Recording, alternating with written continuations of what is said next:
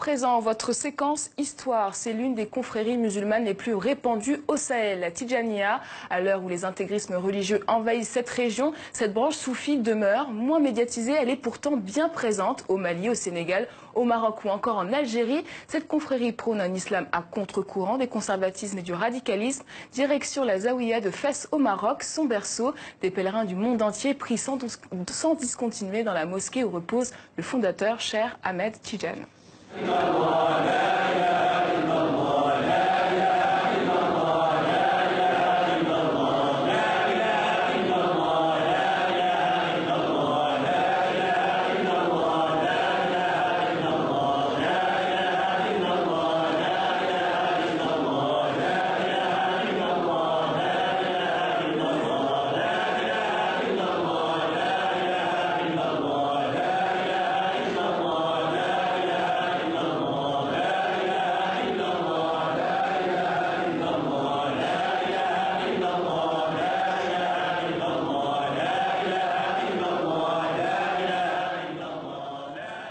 Avec nous, Slimane Zeguidour, qui s'est penché sur la question de Tidjaniya. Bonsoir Slimane. Bonsoir. Alors expliquez-nous, c'est quoi la Tidjaniya?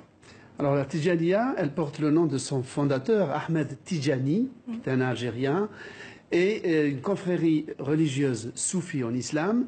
C'était quelque chose de très commun jusqu'aux années 50. C'est-à-dire jusqu'aux années 50, pendant 14 siècles, l'islam reposait sur des confréries. Il y avait des milliers de confréries, dont certaines transnationales.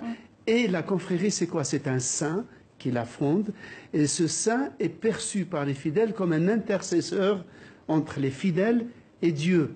C'est pour ça qu'il est censé tenir une baraka pour bénir quand il est vivant. Et quand il meurt, son mausolée, qu'on appelle vulgairement un marabout, devient un lieu de pèlerinage pour demander aussi la baraka du saint, même après sa mort. Et il faut dire aussi que ses enfants reprennent aussi sa sainteté et continue à la distiller aux populations. C'est cela une confrérie. La Tidjaniya est une des plus grandes confréries musulmanes fondée en Algérie. Elle est passée par le Maroc, ensuite elle a gagné l'Afrique occidentale où elle a vraiment trouvé le public le plus assidu. Et justement, comment elle s'est exportée dans ces pays africains? Alors, elle s'est exportée d'abord quand elle a commencé à avoir des soucis en Algérie sous la domination française. Une partie s'est exilée au Maroc, à Fès, parce que Fès, avec la grande et prestigieuse médersa de Fès, c'était déjà un centre de formation. Et à partir du Maroc, elle a suivi la route des caravanes qui descendaient par l'Afrique occidentale jusqu'au fleuve Sénégal. C'est la voie royale depuis l'Antiquité pour le commerce de toutes sortes de choses, y compris des idées. Et c'est pour cela qu'elle a, tout en étant présente en Égypte, en Turquie, c'est vraiment autour du Sénégal, mais aussi en rayonnant vers le Burkina Faso, la Gambie, le Mali, la Mauritanie évidemment, qu'elle a trouvé son bassin naturel où elle a été adoptée, non seulement adoptée, mais enrichie par des lignées de ulama comme le Hajj Malik Sy ou le Hajj Omar Tal. Il y a eu des lignées de très grands théologiens. Et pourquoi les confréries sont importantes en islam?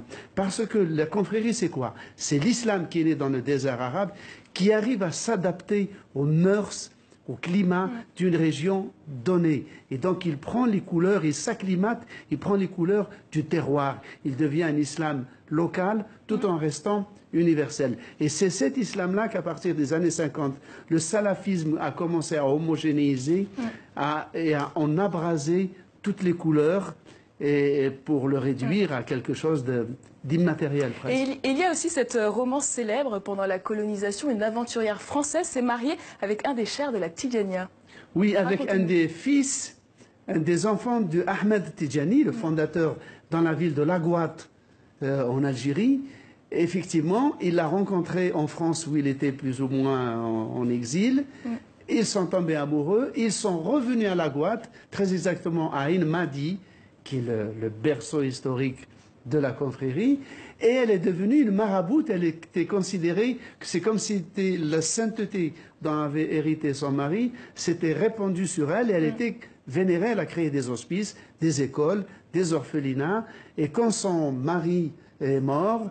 Elle s'est remariée avec un autre de sa famille. Et après, elle est repartie en France où elle a été décorée, honorée, Légion étrangère, Légion d'honneur.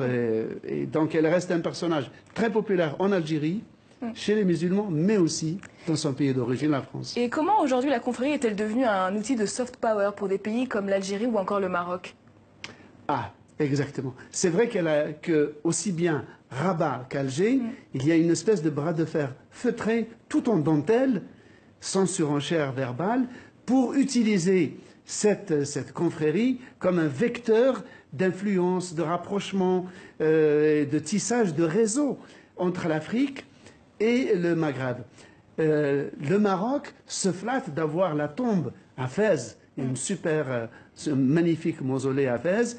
Et quand les notables tijanes de l'Afrique vont au Maroc, ils sont reçus au palais, soit par le roi, soit par un proche du roi. Donc ils sont complètement honorés.